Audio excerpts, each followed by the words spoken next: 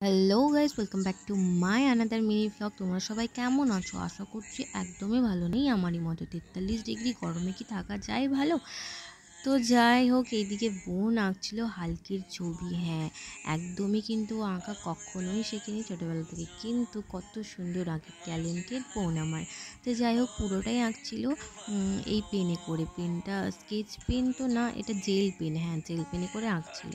তো যাই হোক, আর পরের দিন আমি লেগে পড়েছি আমার কাজে। হ্যাঁ, আমার কাজ মানে রিলস বানাতে। এত গরমেও আমি যে কীভাবে ঝাড়ি পরে রিলস বানালাম বুঝতেই পারলাম না। যাই হোক, আমার ভালো লাগে, তার জন্যই হয়তো কিছুই মনে হচ্ছিল না।